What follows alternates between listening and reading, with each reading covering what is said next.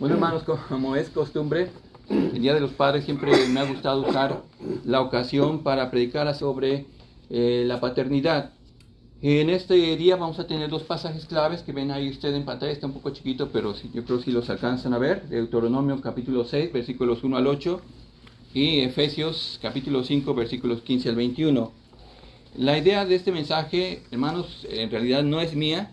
La he tomado de un libro que se llama Family Driven Faith, sería en español como una fe impulsada por la familia, y de ahí el título que yo he tomado, una fe impulsada, en este caso por la paternidad.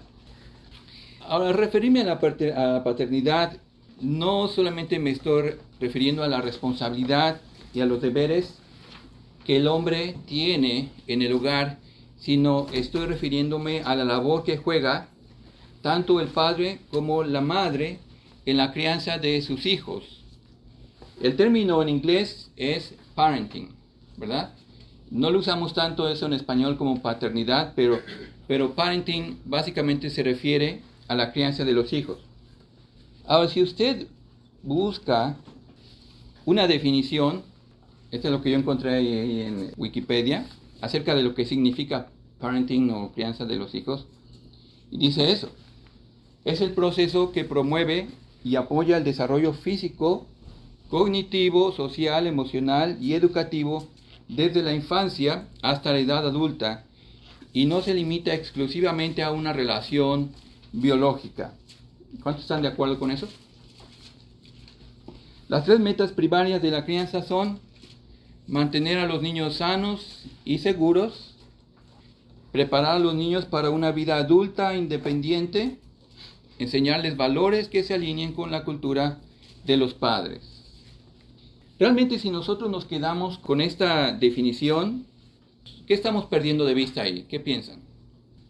Si nos conformamos con cumplir como mejor podamos con esta definición, la realidad, hermanos, es que habremos fallado como padres delante de Dios. Porque ¿cuál es la responsabilidad más grande que Dios nos ha dado como padres? Y usted la va a ver ahí en Efesios 6:4.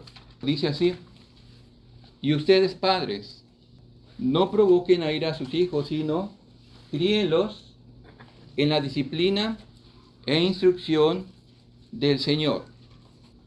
Sino críenlos en la disciplina e instrucción del Señor. Pero ¿por qué cree que es importante criarlos en la disciplina e instrucción del Señor? ¿Para que marchen como soldaditos y los domingos vengan a la iglesia? No. ¿Para que se porten bien? No. Nuestra meta suprema como padres es el Evangelio. Compartirles el Evangelio, cumplir con nuestra responsabilidad de ser instrumentos de la autoridad de Dios para rescatar y formar el alma de nuestros hijos. Para esto debemos criarlos en la disciplina e instrucción del Señor. Ahora, en ocasiones pasadas ya he hablado mucho de lo que es la disciplina y también de la instrucción del Señor. Así que ya no voy a profundizar en eso, pero tenemos que dejar que la gracia de Dios renueve sus corazones para producir en ellos un anhelo de Dios en sus vidas, un anhelo de su presencia. Nada debería ser más importante en su vida que ser ese instrumento de Dios para rescatar, formar y guiar el alma de sus hijos. Pero hermanos, realmente estamos viviendo una realidad muy triste. Las estadísticas indican que la gran mayoría de los adolescentes criados en hogares cristianos abandonan la fe al terminar el primer año de universidad. Y tengo una fuerte sospecha que más bien hoy en día abandonan la fe desde mucho antes, ya desde sus años en high school. Muchos niegan la fe cristiana, aun cuando fueron niños que crecieron en esos hogares cristianos, que estuvieron en la iglesia, que los vimos crecer, pero una vez que llegaron a esa edad, dicen, con permiso, eso es lo que tú crees, no es lo que yo creo. Nuestro deseo es que nuestros hijos reciban una buena educación, ¿verdad? Normalmente. O sea, normalmente nos conformamos a la idea del mundo y nos conformamos a las metas que el mundo sugiere para nuestros hijos. Y esa es una de ellas. Ahora, ¿es malo? No. Que nuestros hijos puedan tener una buena educación, que puedan conseguir buenos trabajos y buenos ingresos, ¿es malo? No, ¿verdad? Pero lo malo es cuando esto se convierte en el objetivo principal para nuestros hijos. Tristemente, las encuestas y estudios han revelado que ya sea que los padres sean cristianos o no, más de la mitad de estos padres consideran que la relación con Cristo de sus hijos no es tan importante como su formación académica. Y aun cuando podemos llegar a afirmar con nuestros labios que la relación con Cristo debe ser lo más importante, hermanos, en la práctica lo negamos. ¿Por qué? Porque en ese proceso que ellos están creciendo de su educación, de ir a la escuela, en aras de no privar a nuestros hijos de experiencias que los hagan más respetados, que los hagan más queridos, que los hagan, digamos, más normales, abandonamos el estándar bíblico y dejamos que nuestros hijos inviertan sus energías y su tiempo ¿en qué? En los deportes. Puede ser que pasen demasiado tiempo con los amigos haciendo cosas que solamente ellos saben, ¿verdad? Y créanme que las compañías importan. Ahí está está ilustrada esa realidad.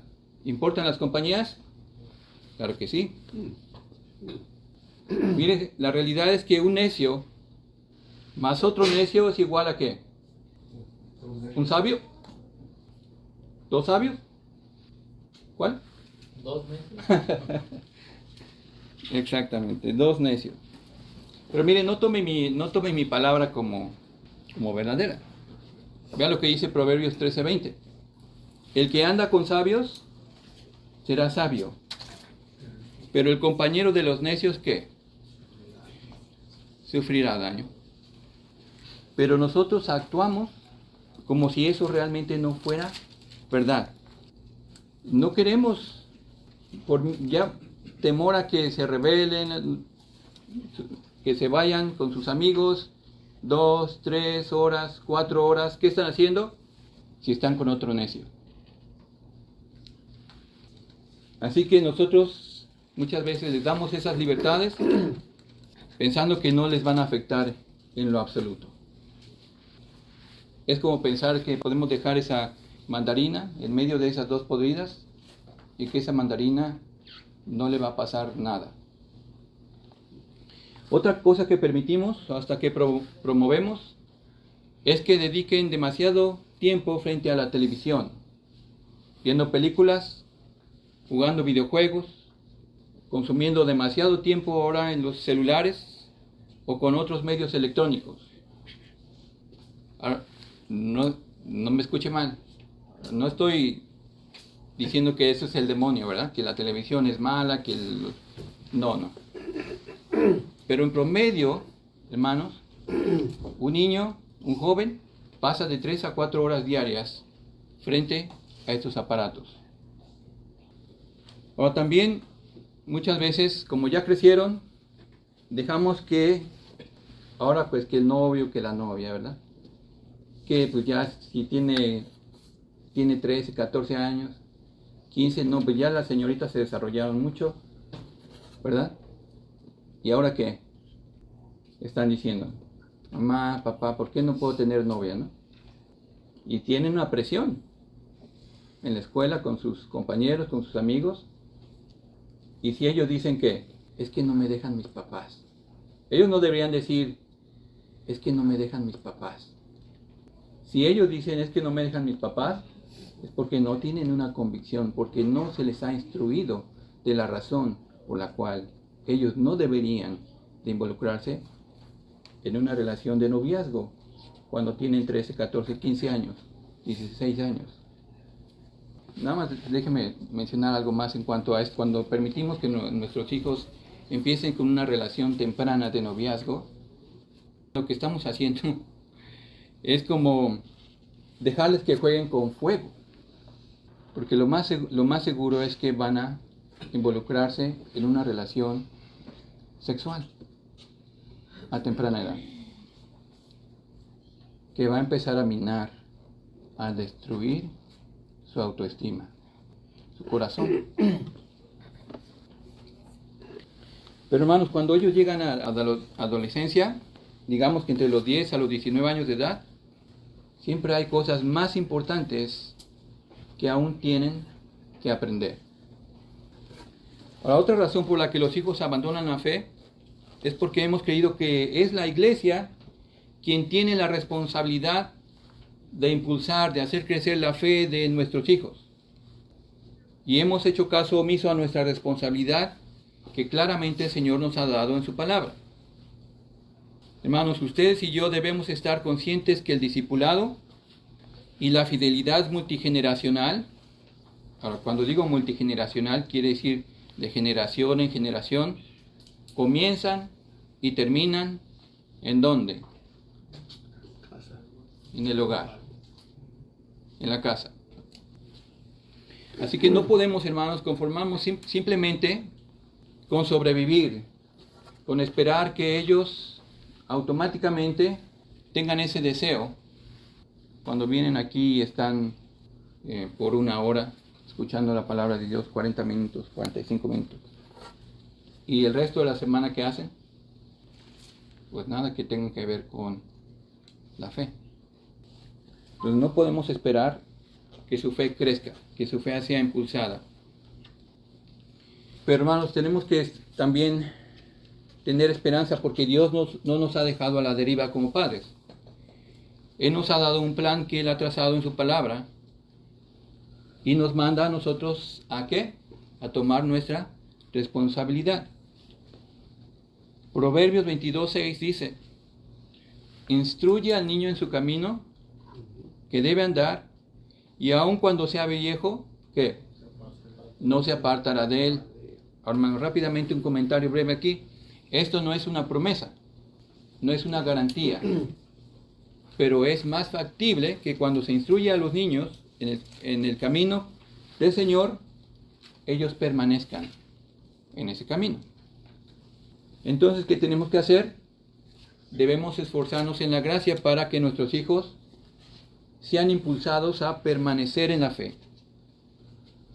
No solamente ellos, pero también sus hijos, los que van a ser también nuestros nietos. Si no lo hacemos, ¿quiénes pagarán los platos rotos? Nuestros hijos, nuestros nietos y la familia futura. Vea lo que dice Deuteronomio 6. Lo voy a poner aquí, versículos 1 y 2. Esta es la nueva versión internacional. Estos son los mandamientos, preceptos y normas que el Señor tu Dios mandó que yo te enseñara. ¿Para qué? Para que los pongas en práctica en la tierra en la que vas a tomar posesión. Para que los pongas en práctica. Versículo 2. Para que durante toda tu vida, ¿quién? Tú y tus hijos y tus nietos honren al Señor tu Dios, cumpliendo todos los preceptos y mandamientos que te doy, y para que disfrutes de larga vida. ¿A quién le ha dado Dios responsabilidad ahí? A los padres. Ahora, Deuteronomio 6, versículos 4 al 8. Escucha, Israel, el Señor nuestro Dios es el único Señor. Ama al Señor tu Dios con todo tu corazón, con toda tu alma y con todas tus fuerzas. Grábate en el corazón estas palabras que hoy te mando. Incúlcaselas continuamente a tus hijos. Ahí está de nuevo. ¿Cada cuánto? Eventualmente, continuamente a tus hijos. Háblales de ellas cuando estés en tu casa, pero llego muy cansado, quiero descansar. No. Y cuando vayas por el camino, cuando te acuestes y cuando te levantes, átalas a tus manos como un signo, llévalas en tu frente como una marca. Hermanos, las palabras que Dios dio a Moisés para su pueblo son relevantes y son un desafío hoy para nosotros. No podemos y no debemos quedarnos con los brazos cruzados mientras que vemos a nuestros hijos abandonando la fe. Hermanos, yo he visto a sus hijos crecer y ustedes han visto a mis hijos crecer. Parece que el tiempo se nos ha escapado de las manos. Es poco el tiempo que nos queda con ellos antes de que ellos tengan que irse de la casa. Oremos para que el Señor nos ayude a aprovechar al máximo el tiempo que nos queda con ellos. Podemos, hermanos, invertir nuestro tiempo y nuestros esfuerzos en muchas cosas que son buenas, pero ninguna de ellas es tan importante como el criar y enseñar a nuestros hijos para que sigan al Señor y guarden sus mandamientos. Hermanos, yo estoy seguro que si ustedes hacen un compromiso con Dios de honrar su palabra, de obedecer su palabra, porque muchas veces el pretexto es tenemos necesidad, ¿verdad? Tenemos que trabajar aquí, allá y allá. ¿Y qué hacemos entonces? Se nos va la vida que trabajando. Y de repente el tiempo con nuestros hijos, ¿qué? Se nos escapó.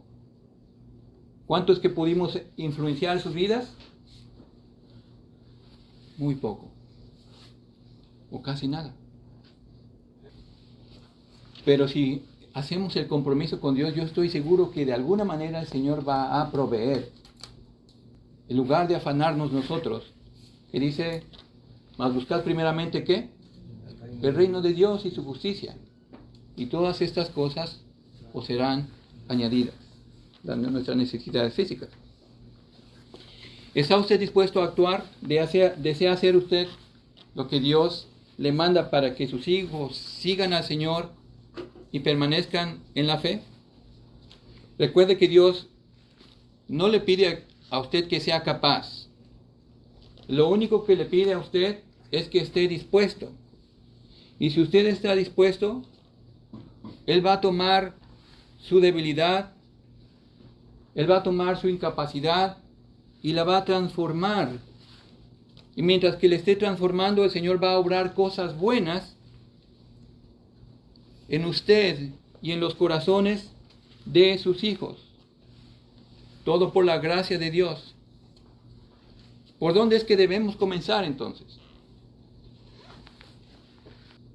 Todo comienza en nuestro corazón. Pertenecemos a un Dios celoso, ¿verdad? Que demanda un compromiso sin reservas. Ya lo vimos ahí en el Deuteronomio 6, 5 al 6. Repasémoslo de nuevo por si se nos fue. Ama al Señor tu Dios con todo tu corazón, con toda tu alma y con todas tus fuerzas. Debes comprometerte con todo tu ser a cumplir cada uno de estos mandatos que hoy te entrego. Y al igual que los israelitas, nuestro amor a Dios se hace evidente como aquellos que han estado los miércoles quizá tienen una idea.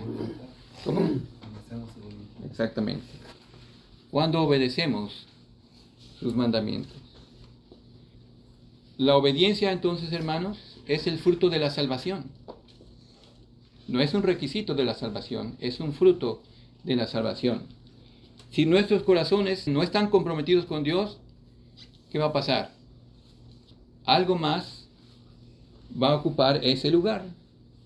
Y cualquier otra cosa que deseemos más que a Dios se convierte en un ídolo que nos desvía de nuestro compromiso con Dios. La realidad es esta. Si somos padres sin un compromiso con Dios, no tendremos la esperanza de ser útiles en las manos suyas para impulsar la fe de nuestros hijos. Y más bien, vamos a contribuir a que se alejen de la fe cristiana. ¿Por qué? Porque unas pueden ser nuestras palabras, ¿verdad? Pero si no coinciden con lo que hacemos, entonces ellos se dan cuenta que no es real. Ahora, hermanos, si en algún momento nuestros hijos se rebelan contra Dios, niegan la fe, normalmente esto no sucede de la noche a la mañana. Lo más factible es que aun cuando hayan asistido a la iglesia por años y que quizá en momentos exhibieron una conducta cristiana, aun y cuando se hayan bautizado, quizá nunca tuvieron una fe genuina. Pero generalmente, si nos preocupamos por conocer los corazones de nuestros hijos, vamos a poner atención a los indicios de sus actitudes, de su carácter, que demuestren que hay un verdadero interés en ellos, en las cosas de Dios. Por esto, hermanos, es importante no dar por sentado que ellos son creyentes, sino más bien estar constantemente compartiendo el Evangelio con ellos, haciéndoles preguntas para confirmar si es que realmente lo han entendido. Pero más que eso, que también lo viven. ¿Sabe dónde están sus hijos espiritualmente? ¿Pueden ellos explicar el Evangelio con claridad? ¿Comparten el Evangelio con sus amigos, con sus compañeros de la escuela? ¿Muestran ellos un carácter cristiano? ¿Están camino hacia una adultez cristiana responsable? ¿O están camino a alejarse de la fe? Hermanos, debemos tener cuidado de que no seamos nosotros mismos, con nuestro mal ejemplo, quienes les estamos llevando más bien a amar otras cosas antes que a Dios.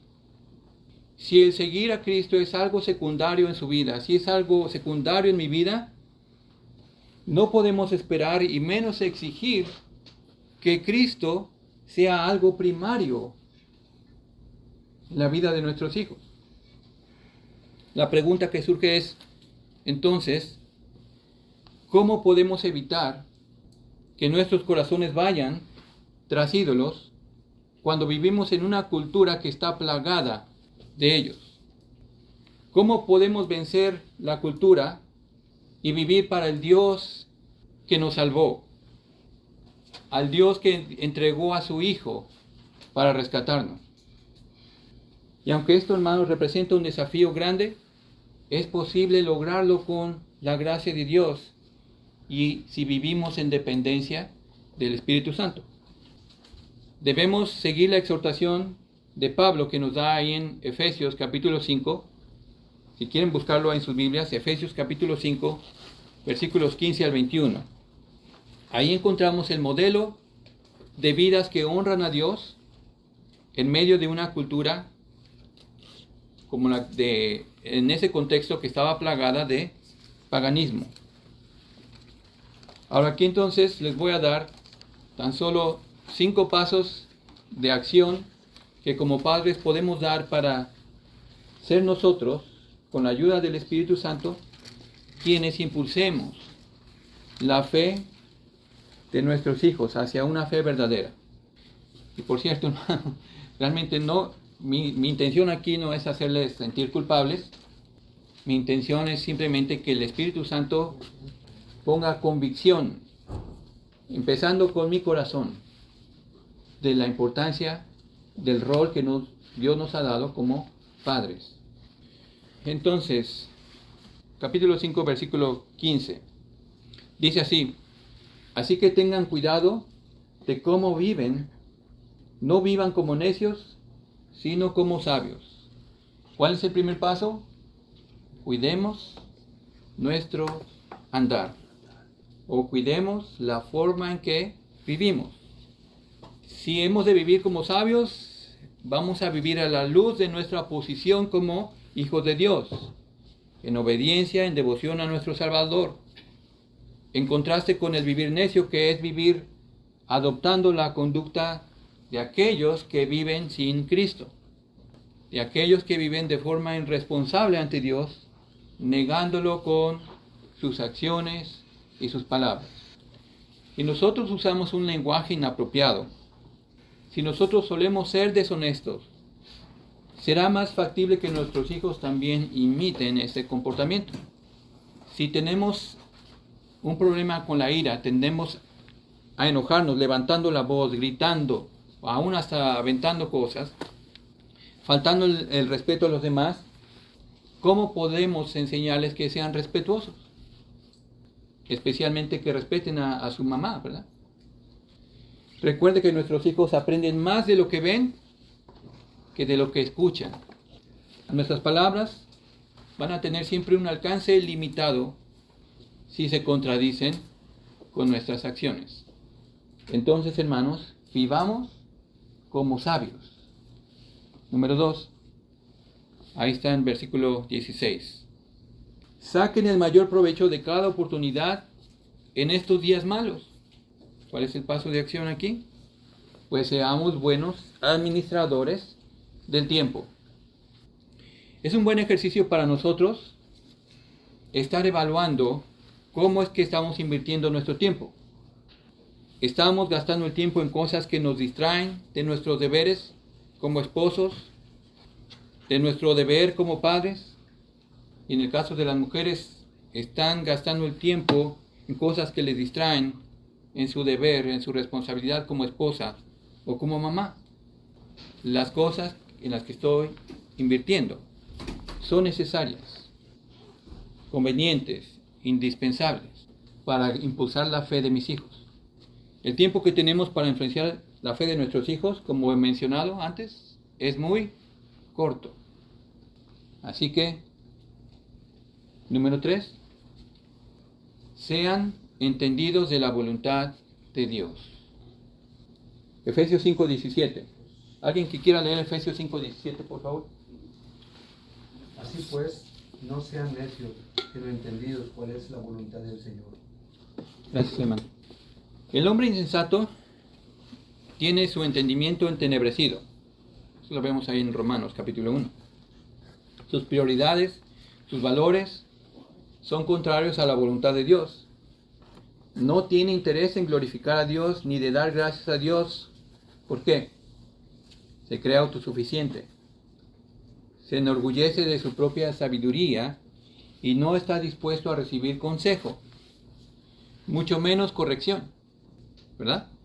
Proverbios 1:29 al 32 dice: por cuanto aborrecieron el conocimiento y no quisieron temer al Señor, por cuanto no siguieron mis consejos, sino que rechazaron mis reprensiones, cosecharán el fruto de su conducta.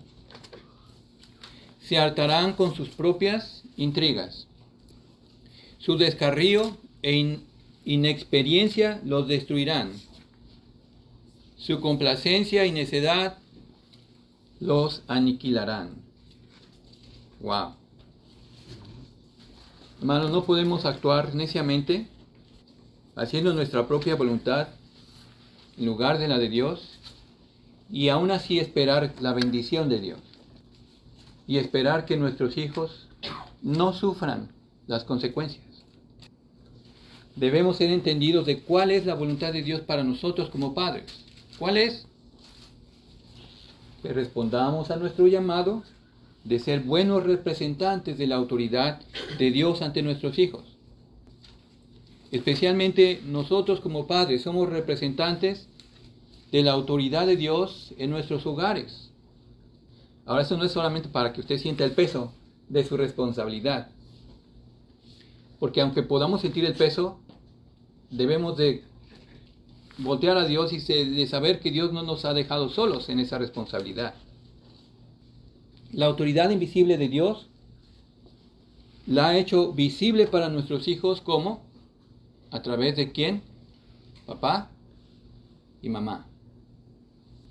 Su voluntad es que bajo esa autoridad bíblica disciplinemos a nuestros hijos, instruyamos a nuestros hijos, no conforme a lo mejor nos parezca, sino conforme a la amonestación e instrucción del Señor.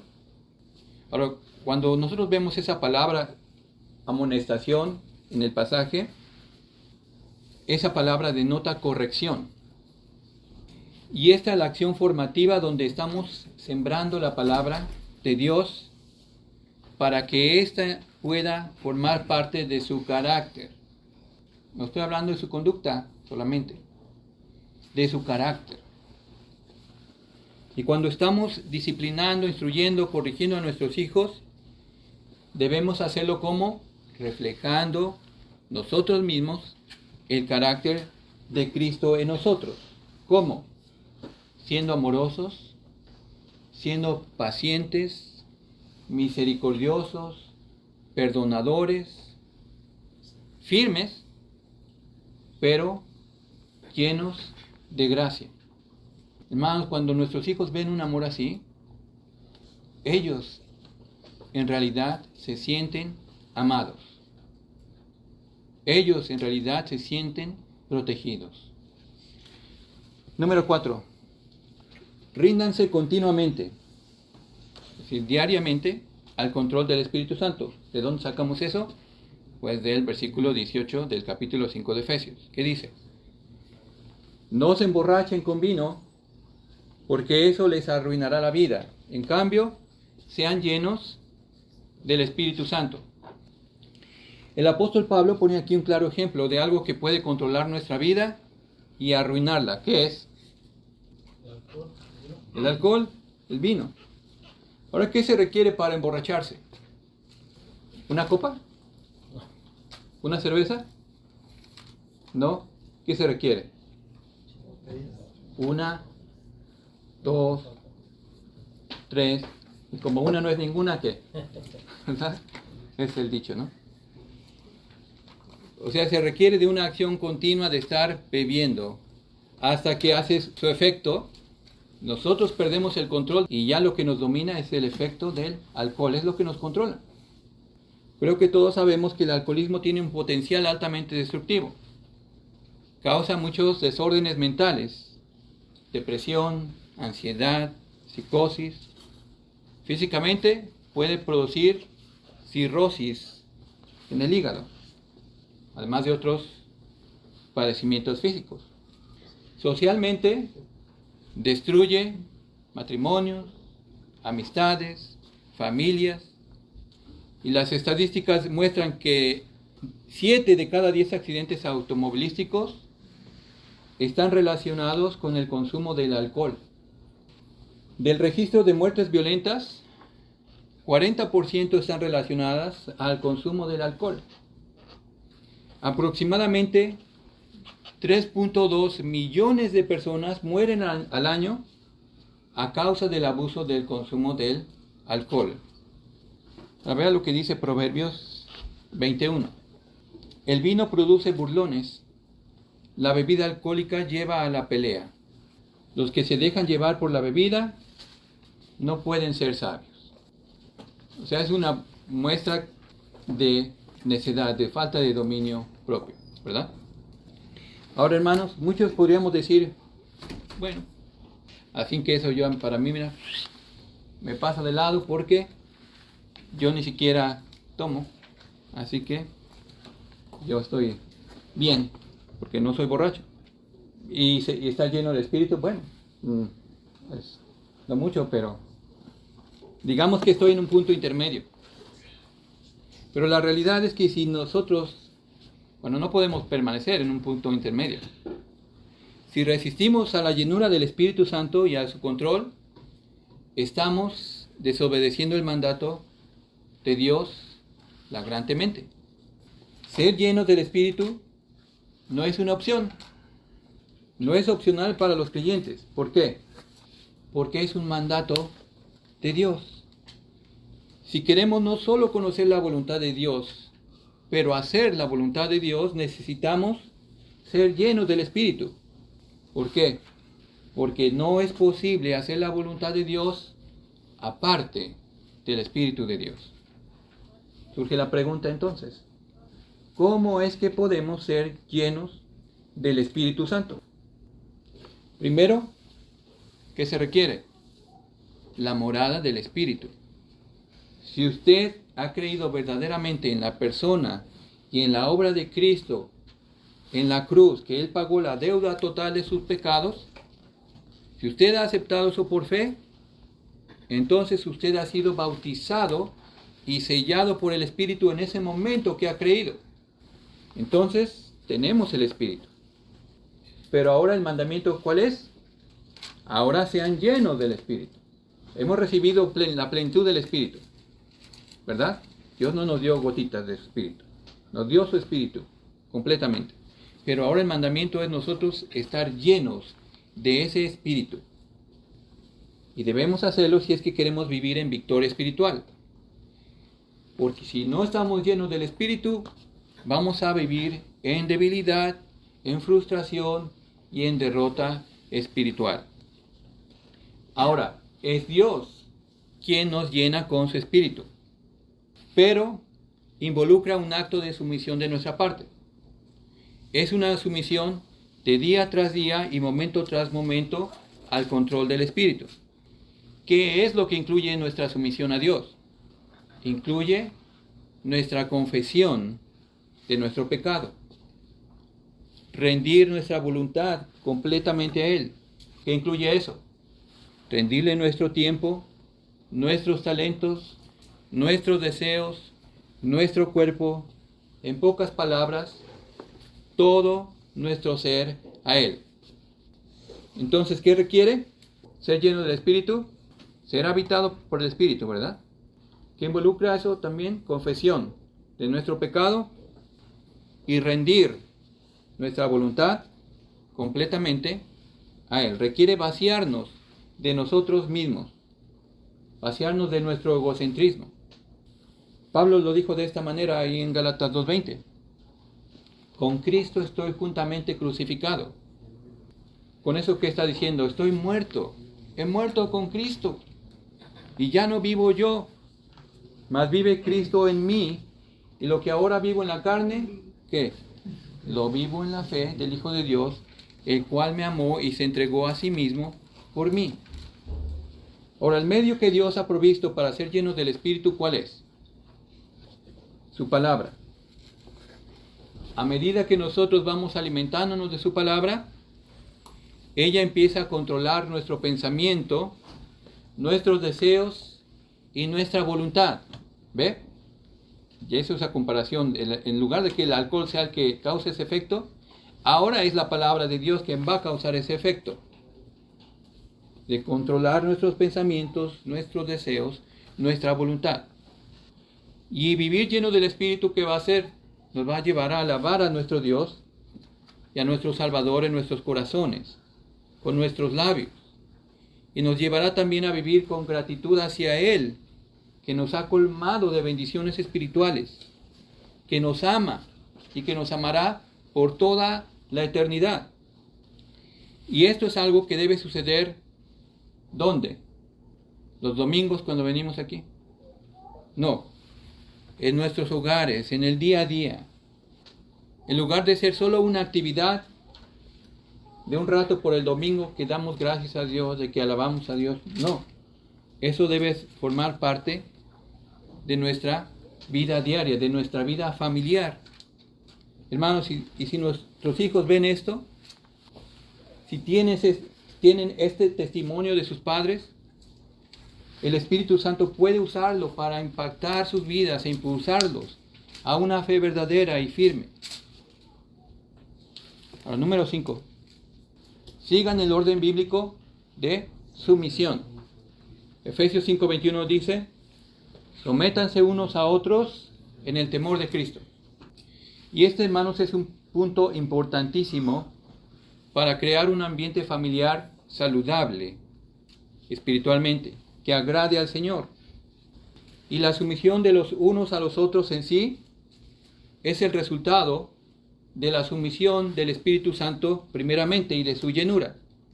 Será entonces cuando nosotros, de forma abierta y sincera, podamos procurar el bien de los demás miembros de la familia antes que buscar mi beneficio propio.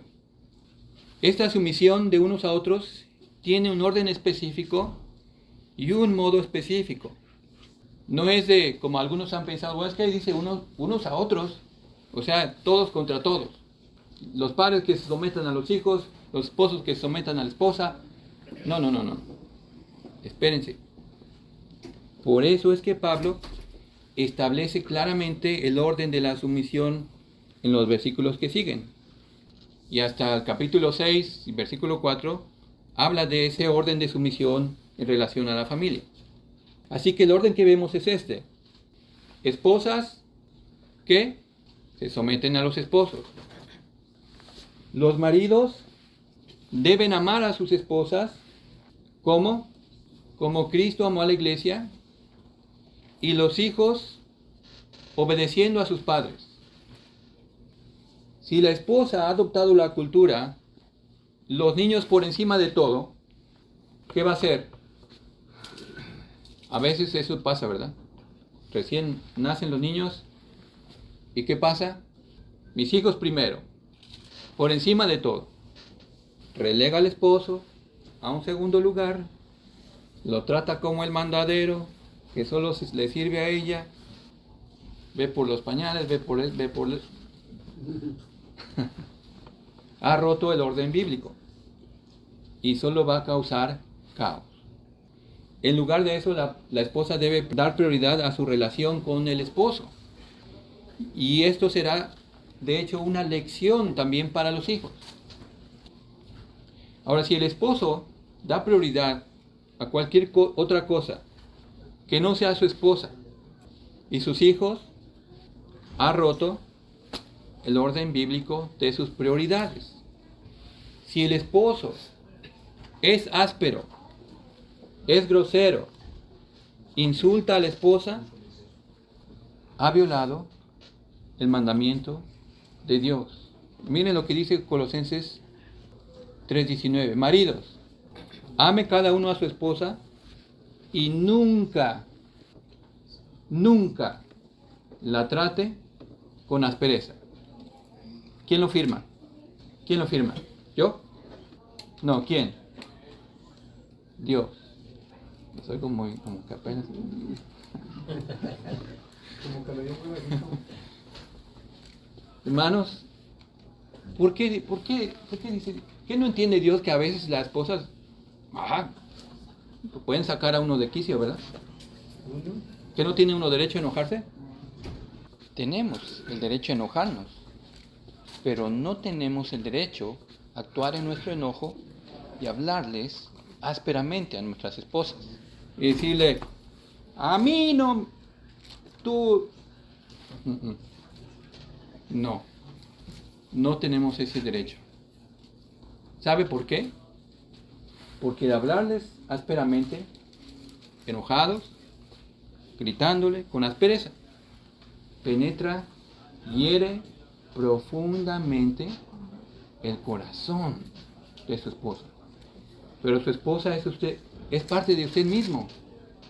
Cuando usted está lastimando a su esposa, cuando dice, me va a escuchar y vamos a decir, va a entender, como que no. Lo que hacemos es lastimarnos a nosotros mismos. Si usted le ha faltado el respeto a su esposo o la mujer a su esposo, pues no espere que los hijos entonces van a respetar a la mamá o al papá, según sea el caso. Hermanos, los hijos necesitan ser liderados por un frente unido en el amor de Cristo. ¿Cuál es ese frente unido? Es el matrimonio, el esposo y la esposa, que funcionan como un equipo, que aprendan a resolver sus diferencias con paciencia, con gracia, con misericordia, con humildad, sometiéndose a la voluntad de Cristo, dejando fuera al orgullo. Por eso, hermanos, es importante esto.